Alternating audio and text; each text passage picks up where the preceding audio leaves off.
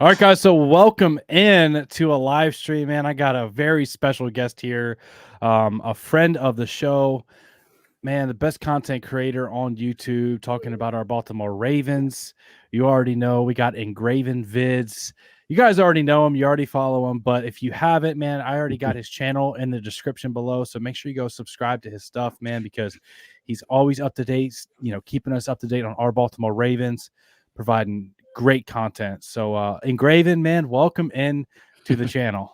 I appreciate you, man. I appreciate you having me on, man. This should be fun. Yeah, man, I'm excited. We were just talking about this briefly before the stream started, man, but we waited for it, all off season. We talked about our Ravens. We got all the moves that happened, the signings, the Odell, the Lamar Jackson signing, and here it is, man. It's all right here for the Baltimore Ravens. It comes down to the Ravens and the Chiefs in the AFC Championship, man, and I wouldn't want it any other way. So a recap of the season, right? Let's talk about just kind of the season in general. We had our ups and downs, growing pains, but here we are. Take me through your emotions watching this team go from a team without Lamar Jackson signed, as of April of 2023, to now a team hosting the AFC Championship with Lamar Jackson having an MVP season. Completely different, complete turnaround, man. It was crazy. I remember when Lamar, even before Lamar sent that tweet out, I was thinking, I don't know if this is going down. I don't know if the Ravens are going to get this thing done. Yeah. For a while, I didn't see it happening. And then when he sent that tweet out, I requested to be traded just 20-something days ago, because he gave the date, and I was like, oh, boy. Yeah. That hurt bad. Bro, that hit me right in the gut shot. I texted my buddy. I was like, bro, well, it was fun while it lasted. Yeah, because that's what it was looking like. But Ravens, every time they had a presser, of course, the Lamar Jackson questions came. And then even there was a presser where they shut the Lamar Jackson questions down. And that's when I was like, this not good. The guy jumped in. He was like, no more questions. Yeah. I forget about that a lot of times, man. But it was when they signed Odell Beckham Jr. Because they signed Odell Beckham Jr. and then he started putting out all these tweets and stuff and these Instagram stories and whatnot. And then it was like, hold up now. Wait a minute. We got a shot. Then Lamar, he started trolling a little bit too, putting his stuff up. And it was like, oh, okay, wait a minute. Well, I actually do think this might happen. And then the night of the draft, boom, they signed him, drafted Zay Flowers. And everything had been rolling since. Obviously, another thing that I was a little worried about too. Yeah. When they signed, because they had signed Nelson Aguilar first. Then they signed Odell Beckham Jr. Then they drafted Zay Flowers. I was like, whoa. I was thinking, Rashad Bateman might be out of here. They might trade him. I was hoping that they didn't, because I'm like, the more the merrier, because you don't want to make the wide receiver. You want to make the wide receiver room as strong as possible. Yeah, man. But they didn't trade him, so that was good. But just going through this season after all of that and being to where they are now, it's nice. It's not the most surprising, and I don't say that in no arrogant way or anything like that, but it's simply because when Lamar Jackson has played, every year when he started, the Ravens have been winners. When he plays, obviously you can go by his record too, but when he plays, the Ravens win. And even these past 2 years before this year, the Ravens, they were in position to either be the number one seed in the AFC or number one in the AFC North while Lamar was playing. But unfortunately, those last 2 years, he ended up getting hurt. So everything fell apart. And another thing with Lamar Jackson, every year, again, when he's been playing, he's been in the MVP conversation. He's always in it. But again, the injuries they obviously take him out. So with where the Baltimore Ravens are right now, with how their team is right now, it's great. It's amazing. It's not the biggest surprise, but at the same time, it kind of is, because we've seen years previous to how this Baltimore Ravens team has handled different situations. Like last year and the year before last, with all giving up all those fourth quarter comebacks. We've seen times when there were games like the Rams game, like this year. In previous years, they might have lost that game. They might have fell apart. We've seen where games after games like the Rams game, where that's such an emotional game, it's such a draining game. You put your all into that game and some, because you went to overtime. So then the next week you come out flat, but the Ravens ain't do that. Nope. We've seen times when they've had these tough stretches, like when they had that stretch when they came back off of the bye, where they had the Rams, they had the Chargers, they had the Dolphins, the 49ers, where they had all these teams, and it was like, ooh, I don't know. Like we want the Ravens to win, but if they could squeeze out a 3-1, oh, that'd be awesome. If they can go 2-2, all right, that'd be cool. But no, they won the whole thing, and it was like, oh, okay. There's been other times too when the Baltimore Ravens had an opportunity to grab the number 1 seed or really take control of their own destiny, like they love to say, but they will squander the opportunity and be like, oh, come on, man. But this year, they didn't do that. Every time an opportunity has been placed in front of them this year, they've taken full advantage and grabbed it and ran with it. So that's been a big difference with this year. So this team, we all know they are very, very special, but it's important now that they continue to capitalize on how special they are. Yeah, man. And they're focused right now. The Ravens have such an opportunity in front of them because I just now thought of this, man. Like, out of all the teams left in the playoffs, think about it. There's the 4 best teams in football. The Lions, the 49ers, the Chiefs, and the Ravens. You have an opportunity if you take care of business, you win these next 2 games, to say, I beat every single team in the Final 4. Because they already beat the Lions. They smoked the Lions, by the way, man, embarrassed them. They smoked the 49ers in their home turf on Christmas night, prime time. That was one of Lamar Jackson's MVP statement games. Right. And then if you take care of business against the Chiefs, man, the Ravens will legitimately be able to say, I beat every single team in the conference championships. And they did not have an easy road. Like, look at the division they just played in, man. Like, every single team had a winning record.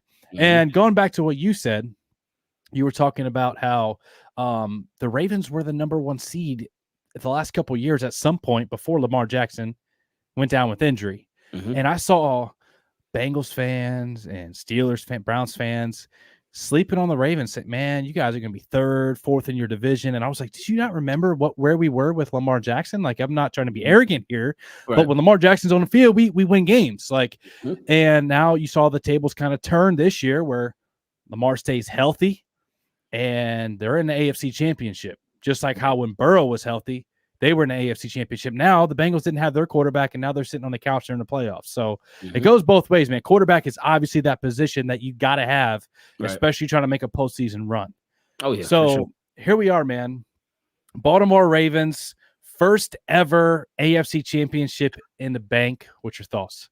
Oh, man. It's literal history, man. It's historic because this is the first time they're hosting an AFC Championship game. It's at the crib. Ravens have the home field advantage.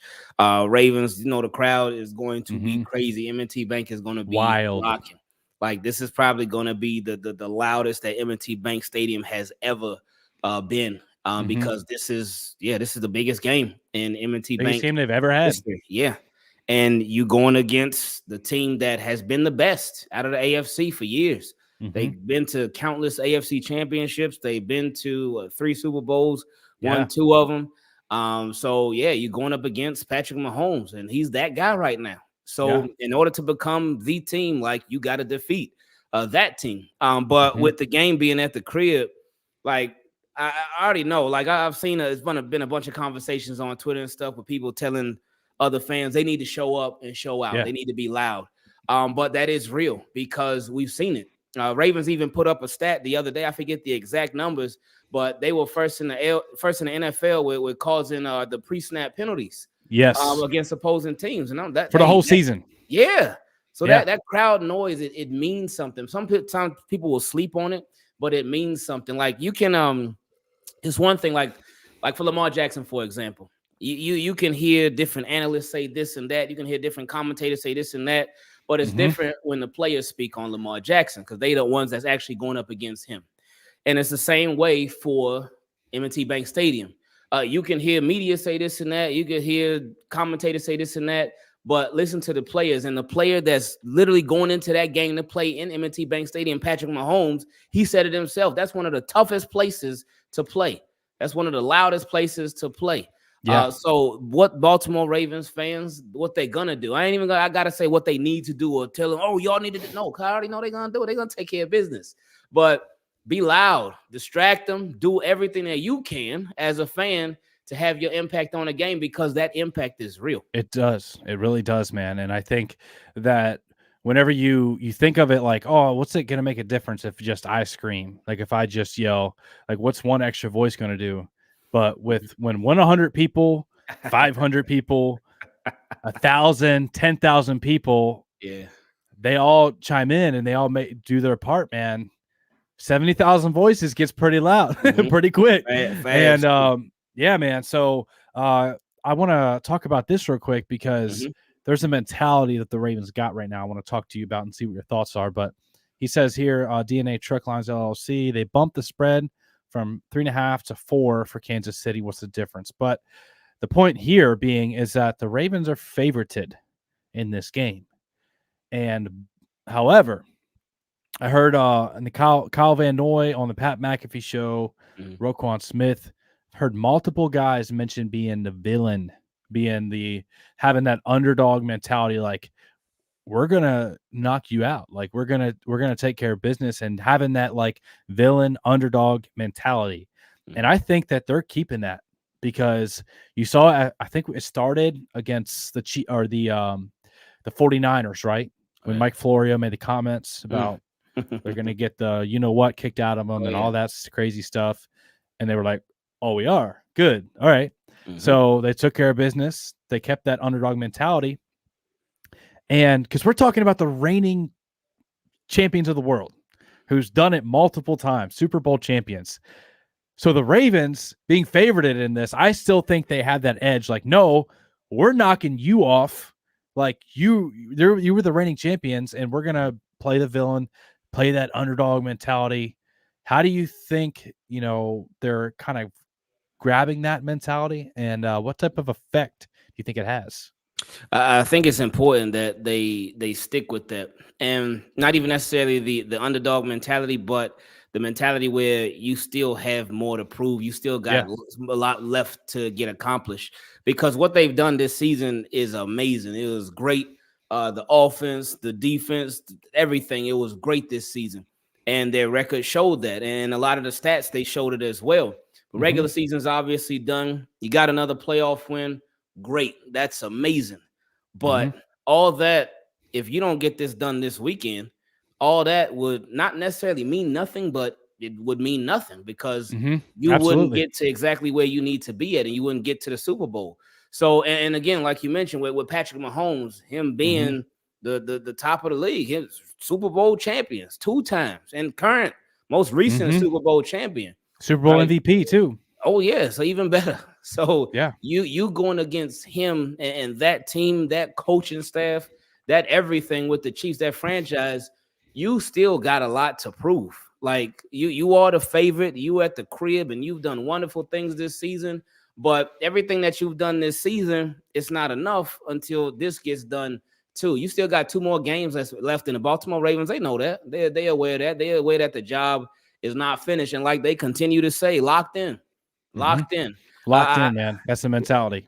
And I know you saw the I'm sure you saw the clip going around in the Chiefs locker room post game with the Bills post game. And Andy Reid made a comment where he talked about, he said, all right, we're not going to be doing any dancing right No now. dancing. Something like that. And then he started talking about, then Patrick Mahomes was like, oh, they got what they wanted. Da, da, da. And people were like, oh, he took a shot at Harbaugh. Andy Reid taking a shot at Harbaugh. And he could have been. But like how Kyle Van Noy, he was on, I want to say it was the Pat McAfee show. And he talked about it, how like, yeah, they were dancing in that clip that went viral and whatnot, and they were celebrating that moment. But after that, they were right back to being locked in. Yeah. So yeah, I know exactly what you're talking about. He said, we danced, we enjoyed it. And why would you not enjoy it? Like, you just won a division round, you're going to the AFC Championship, and you're hosting the AFC Championship. Enjoy the win, enjoy the camaraderie, the enjoyment of that moment, and then lock right back in, man. That's what Kyle Van Noy said. He said we were right back to business because they got unfinished business to take care of. Exactly. So yeah, man, I'm fired up to see the Ravens host their first ever AFC Championship in Baltimore. Oh, yeah. So what kind of, when you're looking at this game, man, Mhm. What makes you excited about the Ravens' odds of winning this game? Like, you're kinda looking forward to, you're optimistic. Mhm. What makes you nervous about the game? Oh man, excited just the way that the team has stood up to every tough challenge or super tough opponent that's been in their way. There've been a lot of games, especially that stretch that we talked about earlier. Games where going into it, I was like, oh man, like oh this is gonna be a really tough one. Like the Seahawks game, I thought the Ravens would win, but I thought it'd be really close. Like the Lions game, the 49ers game, the Dolphins game. And just going into Yeah. those games and thinking like, "Ooh, these are some tough teams," and Yeah. they all were, but Ravens just Didn't they matter. showed up, yeah, and they blew them all out, and Yeah. so that's what I really feel like goes in Ravens' favor, especially them being at home, how they've done against good teams, and I actually felt like again both opponents would be tough matchups regardless, but I Mhm. felt like the Chiefs it was a slightly more favorable matchup than the Bills were. Again, both teams are I tough, agree. but I I feel like agree. Chiefs were not necessarily less tough, but just a little more favorable for the Baltimore Ravens. They're still going to present their problems though, Yeah. but just the way that this Baltimore Ravens team has gone up against these tougher teams, and they've handled their business in a big way. The defense with the defense, just how amazing they've been literally all year long. Yeah. Lights out. Yeah, last week was just insane how the Texans with CJ Stroud, who, if you watch what's crazy, I always talk about how numbers don't tell the whole story. And in my opinion, if you watch that Texans game last year, CJ Stroud was making some nice plays, he was making some really nice throws, he was giving his guys a shot. Yeah. He was doing his thing, but It's gonna be to good for a long time. yeah, he's gonna be real good. But to get through that whole game and he didn't even make it to the red zone through the whole that's crazy, man. Mhm. That doesn't make any kind of sense at all. Yeah. That's insane. And then to not even score a touchdown. Like Yeah. the way that game started, I remember Noah Brown just kept going off, kept getting catches like crazy. Well, no, hold on, not Noah Brown, Nico Collins, because Nico Noah Brown's Collins. on Yep. injured reserve. Nico Collins Yeah, kept yeah. going off, catch after catch after catch. Dalton Schultz kept going off. I'm like, Yep. ooh, Schultz made some nice grabs. yeah. So the And then Ravens Devin secondary. Singletary had that one catch down the sideline, I Oh think, yeah, on on Patrick Queen. Queen. Uh-huh. Yeah. Yep. That was the one. They were And making plays. yeah, they were. But to have all of that and still not get to the red zone and then on top and not score a single touchdown. And if it Yeah. wasn't for the punt return, then they would have had 3 points. Like that's crazy, man. That's crazy, man. That's insane. And It then feels like when the Ravens get to that part of the field on defense, that, like, 40-yard where they start to get in, like, field goal range, it feels like they Mhm. just, like, steroid mode, like, they just go crazy, like, Oh, hold on. Don't say that too loud because NFL might be watching. They might send somebody a "Oh, drug test oh." or something real quick. But I think they've been like the ultimate bend but don't break team Yeah. this year because they had some time where they bent back, but they don't break too often, and it's been a beautiful thing to see. So that's some other stuff that gets me excited about going into this game against the Chiefs. Now, stuff that I would be nervous about. Oh, and Yeah. another thing too. One last thing that gets me excited is the offense and the fact that they woke up. Yeah, they Last did. week against the Texans, it was like, ooh, hold up now. 10 points is 10-10 going Yeah, it into was looking a little halftime. scary there for a second. Mhm. But once they got it rolling, they got it rolling. So now they can just build momentum off of that. Now, something that I would be nervous about.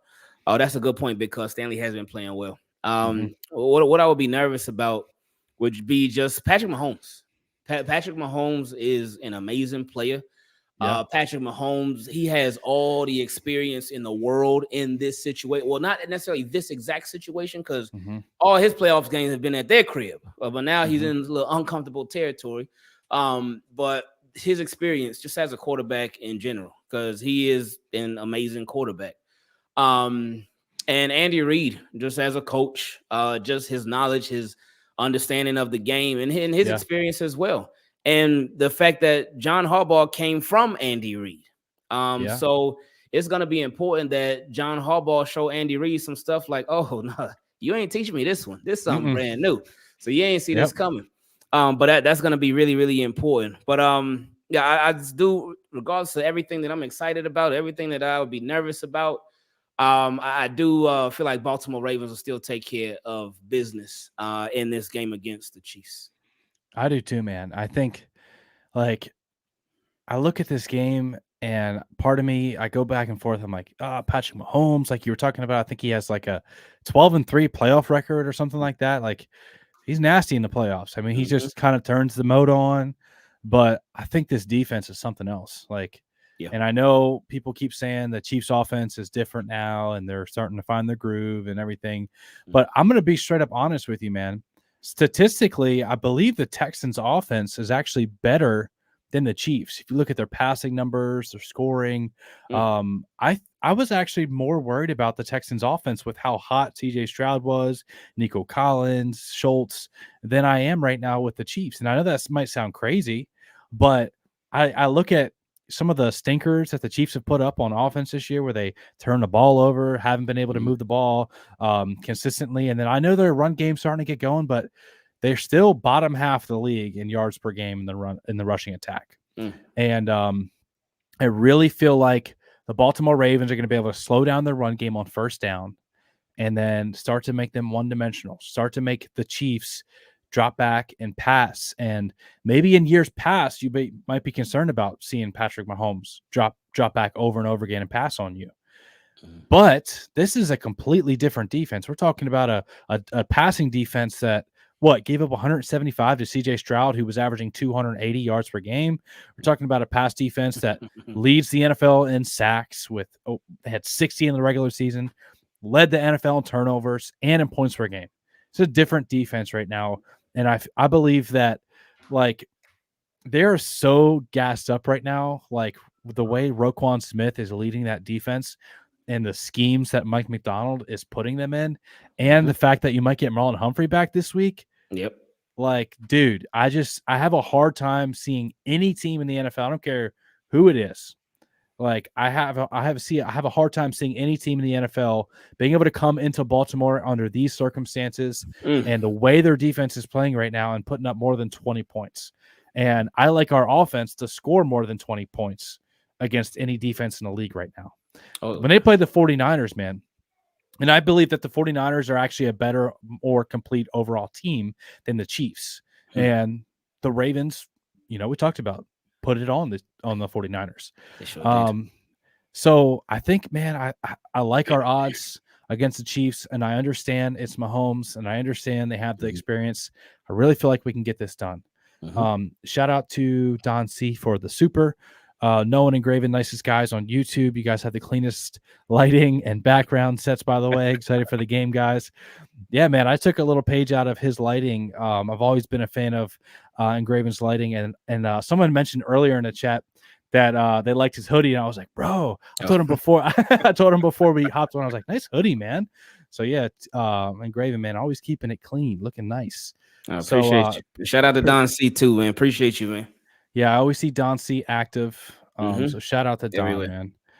man. Marlon needs to play slot corner this week. This could be really interesting because I've been thinking about this, right? Darby's playing so well on the outside. Steven's playing so well on the outside. And sometimes they just line Travis Kelce up in the slot and just say, hey, man, go be a receiver. And I'm like, okay, I like Marlon on Travis Kelce. Now, I mean, I understand Kelce might get his a little bit. Yeah. But the Marlon is a physical, sticky cover corner. So, I mean, I like that matchup. If we had a lot of Marlon on Kelce as their top receiver, their top weapon, and then you got really, I ain't trying to be disrespectful to the Chiefs, but they got one of the worst receiving cores in the league. Let's just be real, man. Like it's crazy to say that as a Ravens fan. We done came a long way. I know. So I can say that we can both kind of say that from experience, right? Where we know what it's like to have not the best, weapons out there. Oh yeah. Yeah, I think the last time the Ravens did beat the Chiefs, I think we had Sammy Watkins and that was that game. Hollywood's out there too. Hollywood, yeah, Hollywood's still, he's got some talent, but I definitely think our receiving core this time around is much better, and we could be seeing Mark. So, yeah, that's true. He might come back possibly. We'll see. Yeah, man. So, So we talked about what gets you excited. We talked about what Mm-hmm. makes you nervous. Let's talk about this real quick. I saw this on Twitter. I don't know if you saw it, and I saw it in the chat as well. A couple people were asking about it. But is there any concern about Sean Smith, Oh, who notoriously makes calls against the home team? Okay, so oh if you're man, yeah. watching this, if you're not aware, there's this stat that came out from, I Mm-hmm. believe it was Sharp Analytics, Yeah. that Sean Smith, whenever he is calling games for the home team in the games that he calls, only wins about 40% of those games, and false starts are actually called more Mm-hmm. on the home team than the away game. And the numbers sway. Kind of long story short, the numbers are highly in favor of the road team for whatever reason. Maybe Right. it's coincidence. Maybe there's something there. But a lot of people are voicing some concern about this. Mm-hmm. Um, is there any concern about Sean Smith, who notoriously makes calls against the home team, being assigned to this game?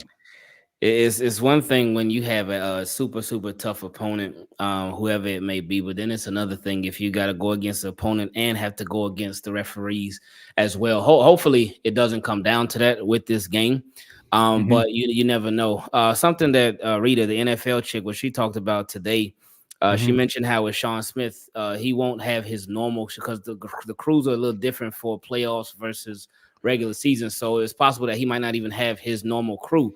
So Okay. that could help. So that did give me a little bit more hope with the whole refereeing thing. But it's just one of those things. Ravens just got to exactly like Big Cuz said, don't put the game Yeah. in your hands. You can't do that, and you just got to come out. You got to be on extra on point. Yeah. And Ravens have it's crazy. Ravens have handled stuff like that this year.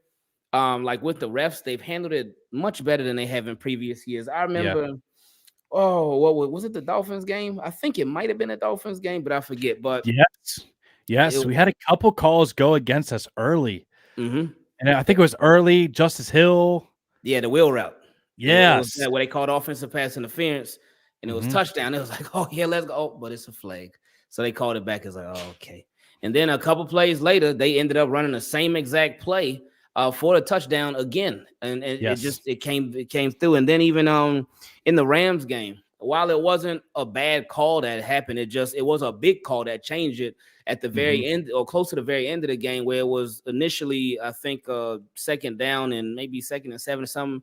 Then Yeah. Lamar, he got sacked. It looked like he got the ball out and it was incomplete. And they were reviewing it for a long time. And then they were like, oh no, Lamar's knees touched the ground. So it's a sack. So now it's Yeah. 3rd and 17. So it's like, oh man, they know you got to throw. They know we got to get a touchdown to even stay in the game. But what did Lamar do on 3rd and 17? Threw a strike to Zay Flowers for a touchdown. So Yes. these Baltimore Ravens, they found a way to respond to a lot of that. But I mean, hopefully they don't even get in a lot of that in this game. And hopefully the ref can just call it straight down the middle. Yeah, I agree, man. Absolutely, don't let the refs even have a chance to ruin a game. You know, we've seen, man, the Ravens a lot of times as you're going against good teams, get out to a lead, and in years past, they might let a team kind of trickle back in. Yeah. This year, man, they stay aggressive, and they're like, "Ain't no way you're coming back on us. Our defense is too nasty, and our offense is going to stay aggressive." Mm-hmm. So I think we can get up on a lead on the Chiefs. I like our odds, but especially their run defense has not been great. I Yeah. think they're 24th in the league in yards per carry allowed. Some of their interior defensive tackles aren't the best against, the run. I know they got Chris Jones there and some good linebackers, but they've struggled against the run at times. And I do think that if we get a lead, we can run it with guys like Justice Hill, Yeah. Gus coming downhill, Dalvin Cook, who showed a little bit of juice. So I want to answer this question real quick before we get on to the next question. So, okay, Mhm. Noah, I have a question. In the first half, the Texans blitzed and it worked. Do you think the Chiefs blitz will work? And Graven, do you want to go ahead and try to answer that before I do? Oh yeah, for sure, man. Yeah, the Texans, they were getting to Lamar. Yeah, I was like that's one thing that made me real nervous about the second half. I was like, oh my goodness, what's going on with the offensive line? It was Mm-hmm. so bad. It was almost like they were letting Texans through on purpose because they were just getting to Lamar all the time. It's like, man, what is going on? But then Todd Monken in the game of adjustments came into play. There was a lot of times in the first half where when you saw Lamar get blitzed and get sacked and get hit, when Mm-hmm. they showed the replay, even if you watched it live, you will see there were no like short. Everybody was down the field. There was no check Yeah. downs, anything like that. But then in the second half, there were a lot more check downs. There were a lot more shorter routes and shorter passes and quick passes to get that ball out of his hands and slow them down. Yes. So Yes.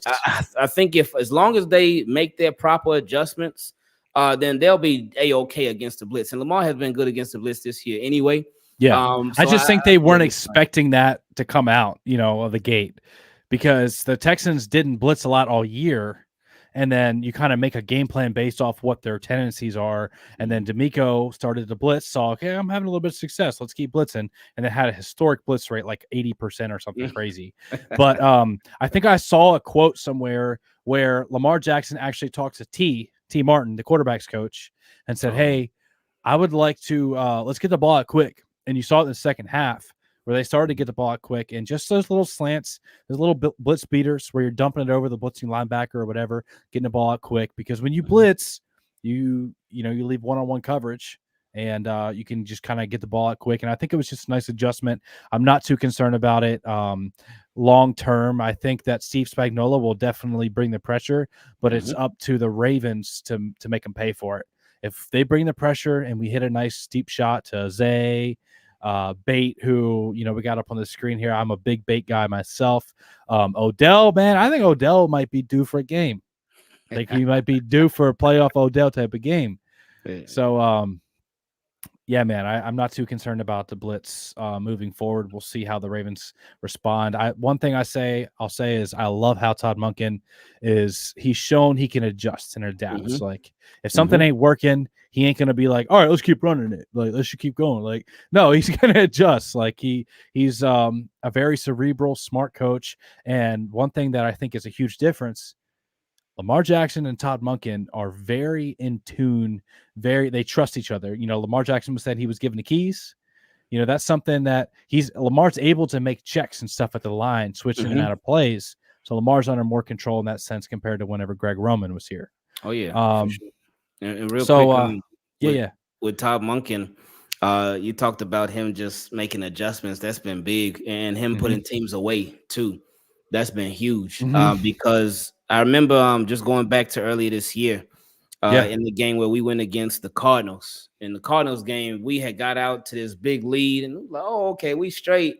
Then the Cardinals chipped away. We were like, oh no, we still straight. They kept chipping away. Oh no, we still straight. And they ended up making it, I think, a 7 or 8 point game. They made it a 1-score game. It was like, that was one of our worst games. Yeah, I remember that. Yeah. So it's like, man, we could have put this team away, but we were chilling. But then later on, as the season went on, they just got better and better at, like you mentioned, putting teams away. I think where it really, really started, even though it may have started on accident, I think it was one of the best accidents all season, was in the Chargers game where we were up by 3. And then we were running the ball. Then they did the little end around play to Zay Flowers. And Zay Flowers, he took it for a touchdown. And they could have kneeled it. He could have got the first down, but no, Zay Flowers scored. And I love that he scored. I know a lot of people didn't, but I love that he scored. I'm glad he scored. Yeah. And I think that really set the tone like, hey, let's put these teams away. Because, again, when they played the 49ers, it was a close game for a little bit, but they went out, built out a lead, and they dominated. They played the now with the Rams, that was a different story. But with the Dolphins, when they played this, like obviously they put that game away way early, and they just kept punching them, kept punching them. So, and then with the Texans this last week in a playoff game, different atmosphere, so bigger atmosphere. They put them away. So Ravens have shown that killer instinct toward the end of the season, and that's important moving forward. Yeah, man. I remember we talked to something kind of just came up in my mind. We were talking, I think a couple of weeks ago, I had you on the channel, and we said, hey, do you think the Ravens could be holding a little something back with Lamar Jackson in the run game? And you said, yeah, I think they are. And you saw playoff Lamar legs come out on full effect. And when he took off, man, he hit it out of different gear. Yeah. And there was a couple of really timely, like that's another thing I love about Monken, man. The quarterback driven run game hasn't been super predictable. We've caught teams sleeping a couple times on quarterback draws where it looks like a normal drop back passing play where we want to hit a Zay Flowers or a Bait downfield. And then they're just clearing out for Lamar to go take off. Mm. And or how about that? There was one play against the Texans where it was like 3rd and short, maybe 4th and short, and we faked it to Gus, Mm-hmm. and then Lamar hit him on that boot that we rarely ever see the Ravens Mm-hmm. run that play. Yeah. Even when we had Roman, we didn't run the boot like that a lot. So it was just like the timely, um, the strategic aspect of him calling those run plays. I Yeah. think, especially with the Chiefs, like not having the best run defense, you give them something else to worry about with Mm-hmm. Lamar. That's I think, true. man, I think it could be effective. And you spoke about that 4th down call that they did against the Texans. Yeah, That play was so perfect on so many different levels yeah, because while they faked it to Gus, the way that they even set it up from the very beginning, because what they did first, they had Pat Ricard going motion to the right. yeah. So Hmm. obviously, hey, it's 4th and short. Pat Ricard going in motion. Oh, if they run, they run into that side because he's their lead blocker for Gus Edwards. Gus Edwards their short yardage back. So oh yeah, it's going there. So they motioned Yeah, him, and then they faked it to go. It was just so perfectly yeah, executed, so perfectly designed. And then Lamar, he ended up taking off. And shout out to Ronnie Stanley, man, because Ronnie Stanley had a rough yes. first half, in my opinion. Hmm. Even had that play where he had his hand up, and he ended up blocking Lamar in the first half. And then Lamar was yelling at him and stuff. Lamar And was then boom, ticked after that, yeah. man. And I think we all were, but Stanley, he made up for it, and the whole offensive line, they made up for it in a big way. And it just, the second half was just completely opposite from the first half. And that third quarter, they went off, and then the fourth quarter, they closed it out. It was just a beautiful game, man. Yeah, man. We got my Nizzle J Jizzle. Nice name. If Buffalo, who doesn't have a great rushing offense, ran for almost 200 yards Mm, against the Chiefs, what do y'all think our running game going to do to them? That's a good yeah. point, man. And even think about this, man. If Spagnuolo's like, hey, you're not going to beat us with the run game. Like, I'm going to sell out, and I'm not going to let Lamar, Justice, these guys run all over us. They Mm-hmm. sell out to the run game. We've seen what happens. Like, do you remember when the Lions were so worried about our rushing attack and Lamar Jackson threw like 350 yards and, Mm-hmm. 3, 4 touchdowns, perfect passer rating a couple times this year. If the Chiefs want to play that game and say, hey, we're going to stop your run game, Lamar's going to make him pay. And these receivers, Zay Flowers, Bate, Odell, Aguilar, man, I think he's underrated signing of the year. They're going to make him pay. Yeah. So, Ingraven, we got Mark and Marlon possibly coming back this Mm-hmm. week. We thought it could have been last week. Mark was a full participant the last couple of practices last week, Right. and reportedly made some like jumping catches. And then they said, let's see how it responds. The inflammation, see how it responds. Obviously, didn't respond well enough for him to go out there and play. Mm-hmm. How do you feel about maybe Mark playing this week? Marlon, how do you feel about the return, the energy it could bring? Oh, for Mark Andrews, you speak about energy. Ravens' energy is already high. But if Yeah. they get one of their best players on the team back, well, actually two of their best players on the team back. We'll start with Mark Andrews. If they get him back, especially after it looked like that was a wrap in that Bengals game, in that Thursday night Bengals game. If they can get him back, that would be a beautiful thing. And it's obviously it's right there. It's so close. Like you mentioned last Yeah. week, he ended up being a full participant, but he just didn't get the full green light. I think he got the yellow light, but he didn't get the green Mm-hmm. light yet. So it's close. So that'd be Close. nice. That'd be nice. I know a lot of people are concerned, rightfully so, and I get it. They're concerned that if Mark Andrews, if and when he does come back, that Lamar Jackson may force feed him, or he may just lock in on Mark Andrews sometimes. But I just don't think that'll be the case. Yeah. Lamar has shown so much growth in this offense this year. The offense has shown so much growth in itself, just from September to where we are now, with how much they've just progressed. How much Mm-hmm. Lamar's progressed, Monken has progressed. Everybody in his offense has really taken some big steps forward, and that's what you wanted. We knew going into the year that there were going to be some growing pains, and there certainly Yeah. were. But now they starting to click, and like Lamar said, they didn't want to peak too early, and they certainly didn't Absolutely. peak too early. They peaking just at the right time, what he talked about. So everything that he's been talking about, it's been happening for sure. So that's been a beautiful thing. Now with Marlon Humphrey. Mm-hmm. Just if he can come back, that would be very, very nice, because that would give the defense that much more flexibility. I know you talked earlier about if Marlon Humphrey does come back, him possibly playing in a slot Yeah. against Travis Kelce. That would be nice. But then you could also have the option of Kyle Hamilton going against Travis Kelce in the slot. Mm-hmm. Then mixing it up because both of them, obviously, both of them can be very, very physical. Oh yeah. And Kyle Hamilton, he's literally Mr. Do It All. He is just crazy, man. It's crazy how just great of a player he is. But if It Marlon feels Humphrey, like whenever he steps on the field, there's like a different, like you've seen Kyle Hamilton in the press conferences and stuff. Like he seems like a real nice, chill guy. When he gets out there, dude, he's like he's ripping faces off, man. Like he's flying around, and I think we need that against a guy like Travis Kelce. Yeah, he ain't Mr. Nice Guy on the field at all, Yeah. man. He's nice with it, but he ain't nice. So yeah, Appreciate you, David. Oh yeah, shout out to David, man. Having Marlon Humphrey back out there would just make life easier. You have a really good corner out there, and then you still have Brandon Stevens, Darby, Kyle Hamilton, the rest of the secondary. So it would just make your team and defense overall just that much better and that just much more equipped. Yeah, man, I think that's a great point.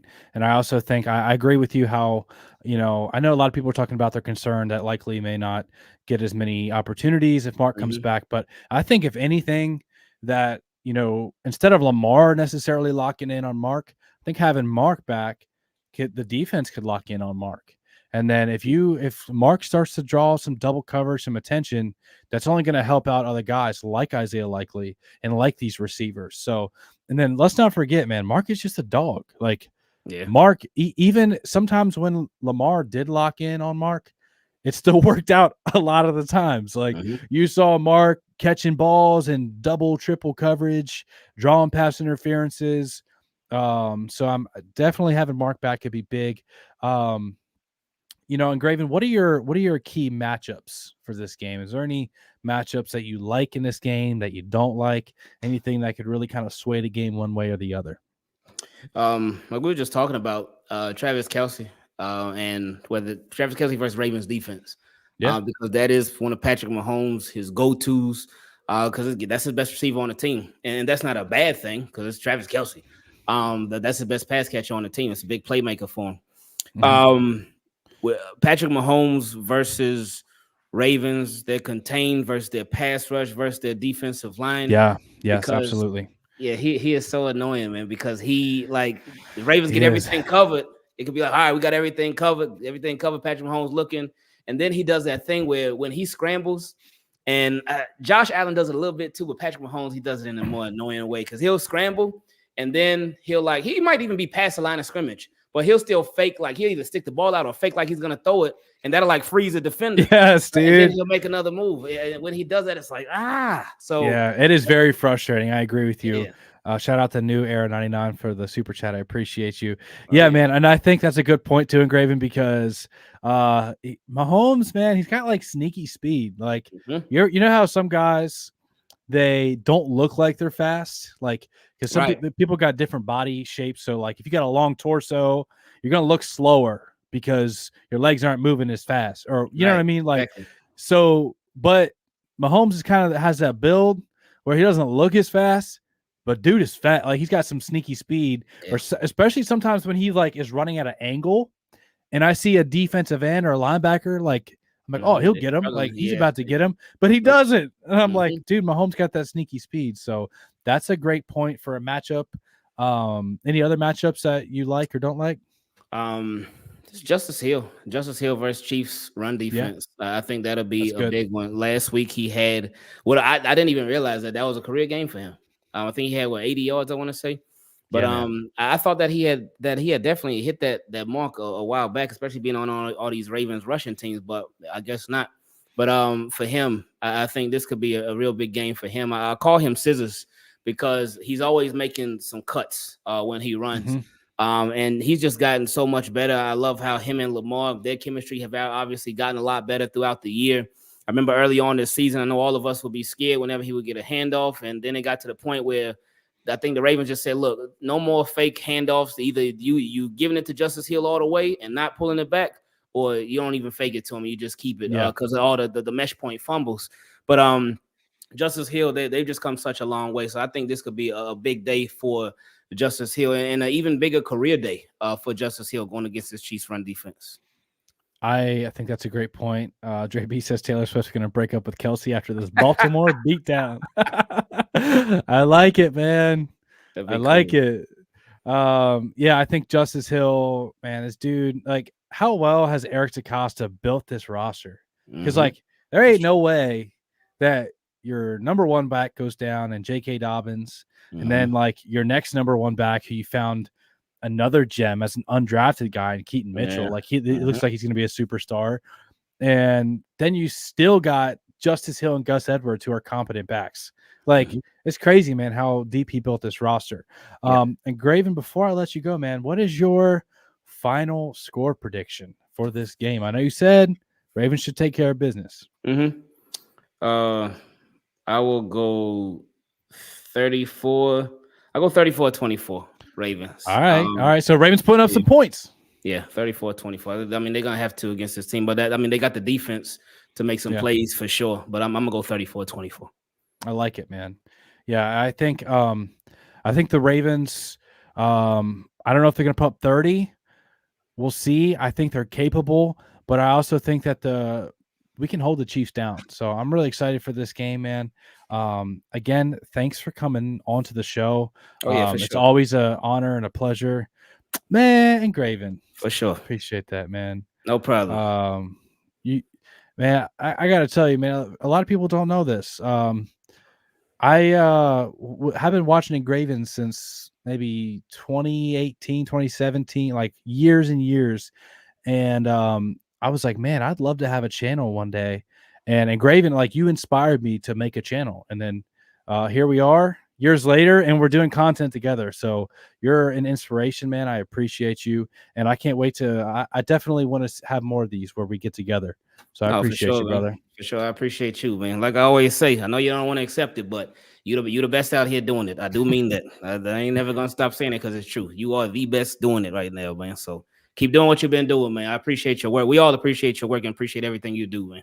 I Straight appreciate up, you, man. man. And make sure I got Engraven's link in the description. I already know you guys follow Engraven, but if you're not, make sure you go subscribe to his channel. And I know a lot of times YouTube will keep feeding you the content if you watch it, and a lot of times people will be like, I didn't even know I wasn't subscribed. Mm-hmm. So, like, if Yeah. you've been watching Ingraven for a while and you didn't have that subscribe and notification bell Uh, on, man, make sure you got it on there. So he can keep you up to date on all of your Ravens content, news, and stuff like that, man. So thank you all for tuning in. I love you guys. I appreciate you guys.